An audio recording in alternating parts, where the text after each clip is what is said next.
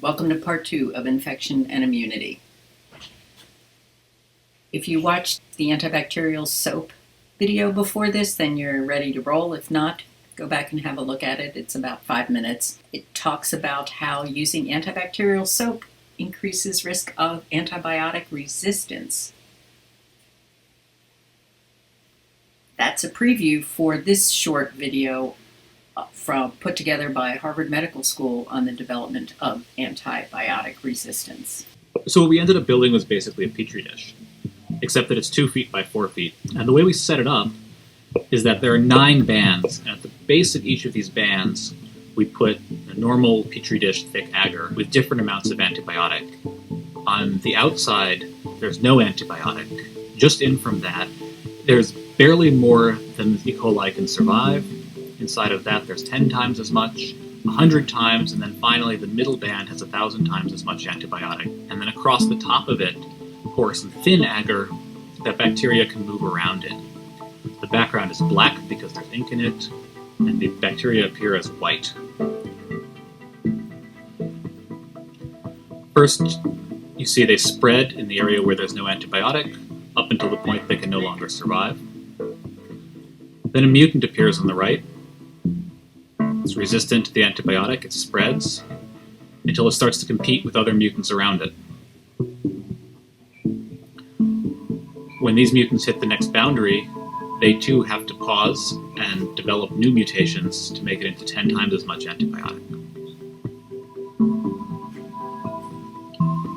And then you see the different mutants repeat this at 100.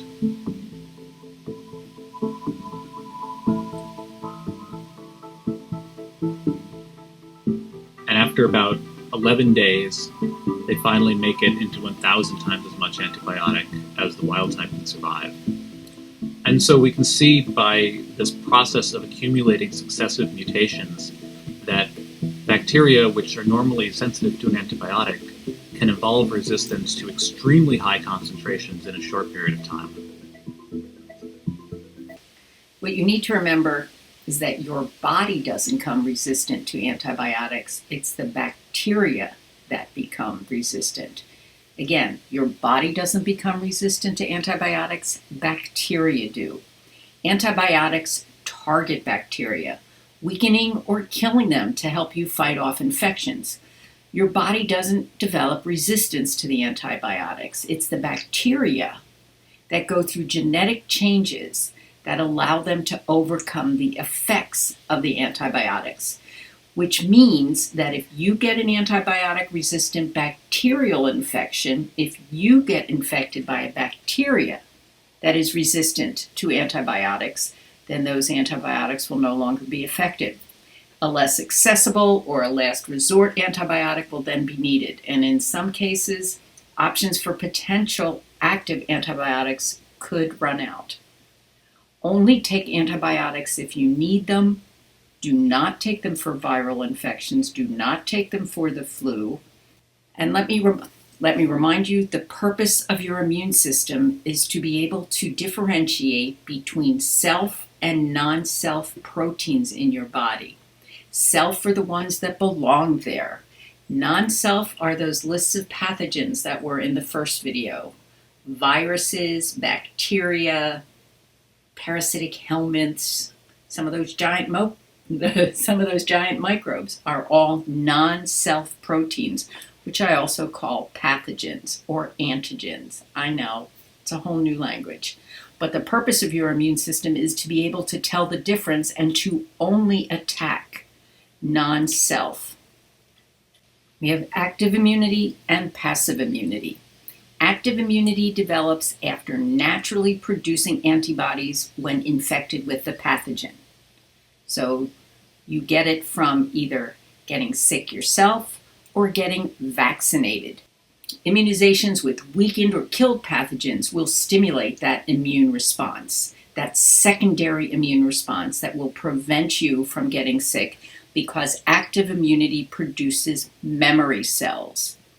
Being sick produces memory cells. And if you recall, which you should, memory cells are what stay in the body and then divide into effector cells and more memory cells when you are exposed to that pathogen a second time or a third time.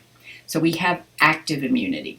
Then we have passive immunity, and that involves injecting antibodies into someone who's already infected.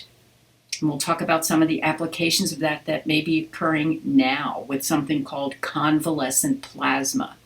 The thing about passive immunity, it does not provide you with memory cells, which means that you can get sick with that same illness again if you are exposed to it.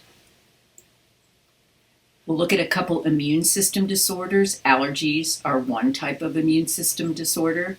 Allergies are an inappropriate immune response, which means that your immune system is overreacting to something that is generally not considered harmful. You can have a localized immune response in which only the area exposed may get inflammation, histamine, we'll talk about in a minute, or you can have a systemic immune response, and that's the worst case scenario. That's when you may develop anaphylactic shock. What happens in a systemic reaction is that your entire system, your entire body responds. And there may be a genetic predisposition to having allergies. You'll have to tell me about you. Let's look at the development of an allergic reaction, in this case, a food. So the first time that someone consumes the allergen, they don't experience or feel that immune response, but what's happening inside their body is that those antibodies are recognizing a protein on the surface or in that food that is what they're considering non-self, and they begin to create what are called antibodies. Then another time, somewhere down the road, that food may be consumed again, and what happens is these antibodies that have been there waiting for this allergen to reappear causes histamine and other substances to be released, and it's the histamine that stimulates that immune response.